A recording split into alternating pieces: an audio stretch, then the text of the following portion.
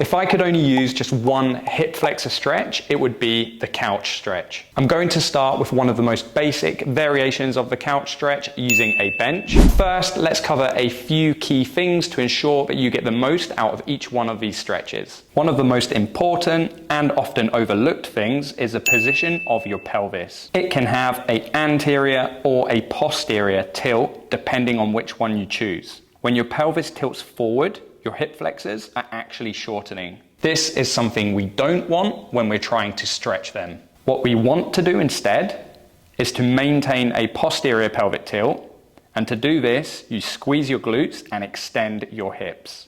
In each one of these stretches that I share in this video, it is crucial that you are doing this with your hips. Now that we understand what we should be doing with our hips when we're in the stretch, maintaining that posterior pelvic tilt, we're going to start with one of the most beginner variations of the couch stretch, and to do this, we're going to need a bench or a chair. To get into position, we're going to bring our foot up onto the bench. And the reason this is such a good stretch is because I can change the angle of my shin. So if I push my knee back and I have more of a vertical shin, then that's going to increase the stretch in my quad. What I can do to reduce this is to just move away slightly, reduce the range of motion of knee flexion. Once we're set up and comfortable, squeezing our glutes, pushing up, then we can hold this position for a passive stretch. So if you're new to this, I recommend beginning with about 30 to 60 seconds on either side and doing this 2 to 3 times per week. If you find that trying to sit upright in this position is difficult and you are noticing that you're extending your lower spine, then maybe you don't have the range of motion right now. So what I recommend in this case is we're just going to come forward slightly. We're going to push our glutes forward, so squeeze the glutes, extend the hips until we bring out that stretch in this position here. So slightly reduced range of motion, letting the knee travel back behind the body. We're in hip extension, and we're going to hold this position 30 to 60 seconds.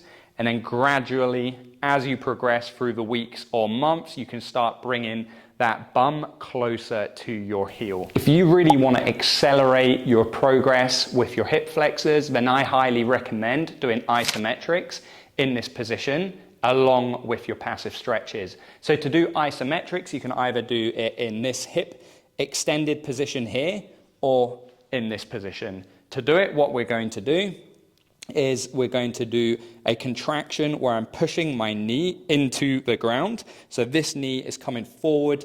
To do that, I'm actually engaging my hip flexors, driving those 100% for 10 seconds. Once that 10 seconds is up, I'm actually going to contract the muscles on the opposite side now, and that's the hamstrings and the glutes. I'm imagining that I'm pushing my knee back and actually pushing myself deeper into hip extension. So I'm contracting those muscles, squeezing my glutes, pulling, 10 seconds, max effort. Repeat that 3 times.